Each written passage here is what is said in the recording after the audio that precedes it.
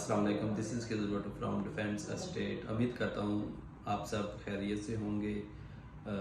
और नए आने वाले दोस्तों से रिक्वेस्ट है कि ये मेरा YouTube channel defence estate DHA law, इसको सब्सक्राइब और लाइक, अगर वीडियो अच्छी लगे तो दोस्तों के साथ शेयर भी करें। आज की जो वीडियो है उसका टाइटल है ट्रांसफ़र प्रोसीजर ऑफ DHA कि DHA में एक कनाल का प्लॉट या 5 मरला या 10 मरला आप जब प्लॉट की ट्रांसफ़र करते हैं तो उसका प्रोसीजर क्या है, ट्रांसफ़र का प्रोसीजर। इसमें आपकी कोई भी जो डील होती है XYZ किसी भी प्राइस पे है, तो उसके बाद जो एक ट्रांसफ़र आप नेक्स्ट प्रोसीजर होता है कि इस प्लॉट को ट्रांसफ़र करवाना है और कैसे करवाना है।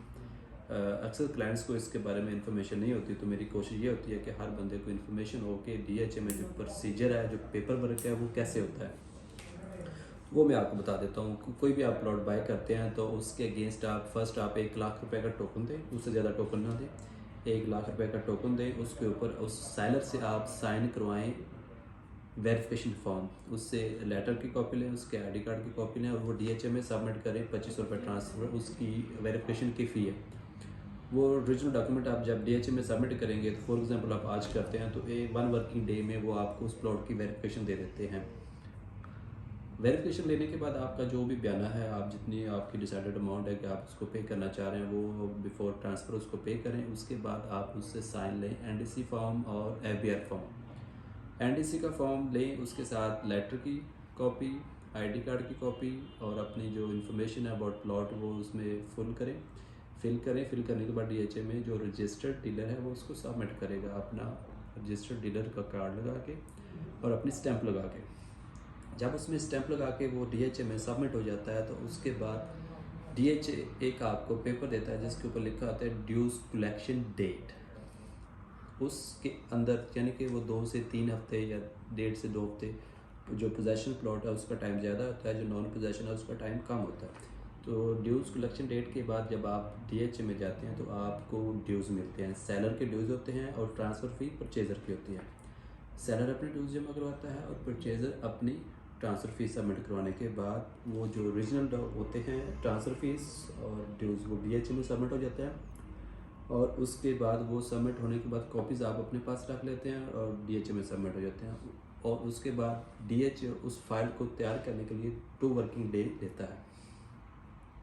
उस 2 वर्किंग डे में जो आपका काम है, जो परचेज़र का डीलर है, जो उसका काम है, उसने सेलर और परचेज़र का FBR टैक्स पे करना है, फाइल बनवानी है, एग्रीमेंट टू सेल बनवाना है और DHA से मेंबरशिप फॉर्म बाय करना है। मेंबरशिप फॉर्म बाय कर लें और उसमें परचेज़र की 2 पासपोर्ट साइज़ बिल बैकग्राउंड तस्वीरें लगेगी और उसको फिल किया जाएगा, नेक्स्ट नॉमिनीज़, और उसके ऊपर बैक साइड पे परचेज़र के 3 साइन होते हैं।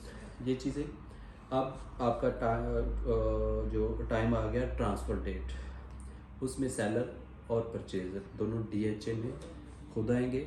सेलर और परचेज़र दोनों अपने ओरिजिनल ID कार्ड लेके आएंगे और सेलर जो प्लॉट बेच रहा है उसका ट्रांसफ़र ओरिजिनल लेटर भी लेके आएगा। ये सारे ओरिजिनल डॉक्यूमेंट्स DHA में सबमिट हो जाएंगे, आपकी ट्रांसफ़र हो जाएगी। ट्रांसफ़र के बाद ट्रांसफ़र रूम में जाकर साइन हो जाते हैं और उसके बाद नेक्स्ट ये होता है कि आपकी तस्वीर बनती है, सेलर परचेज़र बैठता है और सेंटर में डीलर होता है, डीलर की विटनेस होती है। उसके बाद आप बाहर आ जाते हैं तो सेलर को जो ट्रांसफ़र ऑफिसर होता है उसको वो रिकवरिंग लेटर देता है कि ये जो लेटर है आपने जब आपको पेमेंट मिल जाए तो आपने ये सेलर परचेज़र को दे देना है। तो हम ट्रांसफ़र रूम से जब बाहर जाते हैं, हॉल में जो आपने देखा होगा हॉल है, वहाँ जाके जो आप परचेज़र होता है वो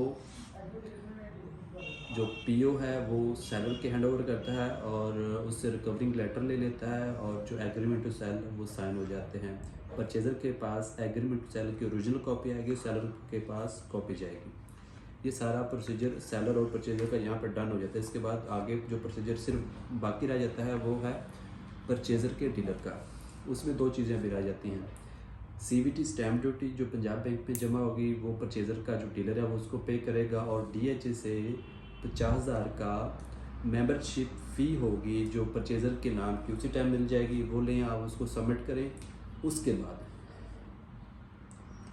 जितने भी ट्रांसफ़र्स के रिलेटेड और ओरिजिनल डॉक्यूमेंट है उसकी एक फ़ाइल बनेगी वो सारे डॉक्यूमेंट डीएचए में सबमिट हो जाएंगे। अक्सर हमारे क्लाइंट्स होते हैं, यार ये तो ओरिजिनल डॉक्यूमेंट्स हैं, ये आप डीएचए में कॉपी जमा करवाएं, हमें ओरिजिनल हमारे पास रखना चाहिए। नहीं, डीएचए का ये प्रोसीजर है कि जितने भी उस प्लॉट के रिलेटेड ओरिजिनल डॉक्यूमेंट्स होंगे वो डीएचए में सबमिट होंगे, वो आप सबमिट करवाएंगे और आपको एक लेटर मिलेगा जिसके ऊपर लिखा होगा कि letter collection date. It means कि 25 दिन या 30 दिन का प्रोसीजर है जो एक नॉर्मल लेटर आप लेते हैं डीएचए से। वो आप सारे ओरिजिनल डॉक्यूमेंट जमा कराते हैं और एक आपको पेज मिलता है जो परचेजर को दे दिया जाता है कि आप 25 दिन के बाद आके डीएचए से लेटर रिसीव कर लें। वो 25 जब उसका लेटर बन जाता है वो डीएचए में जाता है काउंटर नंबर 21 पे। वहाँ पे जाके कहता है ये मेरा प्लॉट है, ये मेरा ओरिजिनल आईडी कार्ड है, उसको दिखाता है और वो उसको तकरीबन आधा घंटा या पौने घंटे का टाइम देते हैं। आप वेट करें, उनकी फाइल रिकॉर्ड रूम से मंगवा के ऊपर बड़े साहब के साथ जो डिस्ट्रिक्ट टाइटल ट्रांसफ़र है उसके पास आप जाके अपना लेटर रिसीव कर लेते हैं। आप अपना लेटर अपने पास रखें, जब आप सेल करेंगे उसकी कॉपी डीलर को देंगे और जब आप बेचेंगे तो आपका जो ओरिजिनल लेटर है वो आप सरेंडर करेंगे डीएचए में। ये था ट्रांसफ़र का प्रोसीजर। इसमें यह है कि कोई भी चीज़ अगर आप ट्रांसफ़र कर रहे हैं कि एग्जैक्टिव ट्रांसफ़र भी होती है, जो ये आपका जो प्रोसीजर था 2.5 से 3 हफ्ते का वो 3-4 दिन में हो जाता है। और एक ट्रांसफ़र होती है ओवरसीज़ ट्रांसफ़र।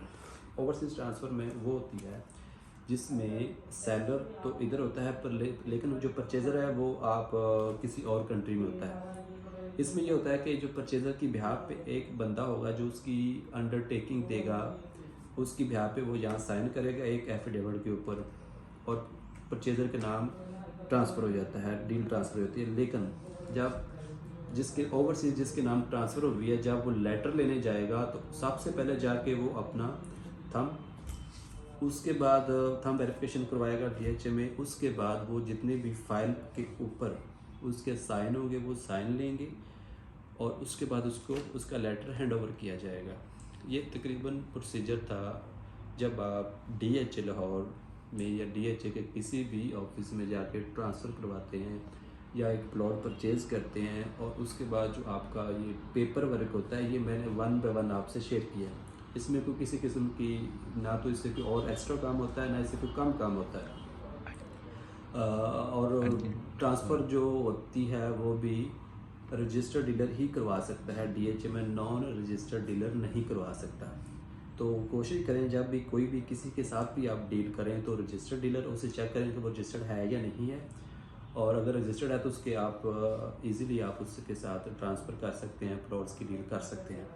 तो ये टोटल प्रोसीजर था डीएचए में ट्रांसफ़र का। इसमें मैं एक चीज़ बताता हूँ, एफिडेविट एक ऐसी चीज़ है, एफिडेविट का जो ट्रांसफ़र तरीकाकार है वो मैं आपको बता देता हूँ। एफिडेविट जब आप बाय करते हैं तो आपके नाम का जब एंटीमेशन बनता है डीएचए में, तो एफिडेविट में परचेज़र को डीएचए में जाने की ज़रूरत नहीं है। उसके नाम का एंटीमेशन बन जाता है। एंटीमेशन वो रिसीव करने के बाद अपने नाम का एलोकेशन लेने के लिए अपने जो मेंबरशिप चार्जर फ़ी वो पे करके ओरिजिनल एंटीमेशन जो डीएचए में सबमिट कर देता है और उसके नाम का एलोकेशन बन के आ जाता है। एक ही ऐसी ट्रांसफ़र है जिसमें परचेज़र का जाना ज़रूरी नहीं है, वो है एफिडेविट जब आप बाय करते हैं। उसके अलावा परचेज़र और सेलर का डीएचए में ट्रांसफ़र के टाइम होना लाजमी है। अदरवाइज़ इसमें यह है, अगर तो ओवरसीज़ ट्रांसफ़र है तो उसमें उसकी बिहाफ पे परचेज़र की बिहाफ पे जो अंडरटेकिंग दे रहा है उसका होना लाजमी है, क्योंकि जिसने पेमेंट करनी है सेलर को। ये ओवरऑल प्रोसीजर था डीएचए में एक प्लॉट की ट्रांसफ़र का, लेटर का, एंटीमेशन का और एलोकेशन का एक ही प्रोसीजर है। और एफिडेविट में एक ऐसी ट्रांसफ़र है जिसमें आपको फिज़िकली डीएचए में नहीं जाना पड़ता, जो आपके नाम का एंटीमेशन बन के आ जाता है, जो वहाँ से रिसीव करता है लैंड ओनर। लैंड ओनर आपको देगा और आपसे अपनी जो भी डील है उसके अगेंस्ट वो जो आपकी डिसाइडेड अमाउंट है उसका पीओ लेगा। उम्मीद करता हूँ मेरी छोटी सी ये कोशिश आपको पसंद आई होगी। अगर मेरी ये वीडियो आपको अच्छी लगे इसको लाइक सब्सक्राइब करें और ये मेरा YouTube channel defence state DHA और इसको सब्सक्राइब करें। थैंक यू, अल्लाह हाफिज़।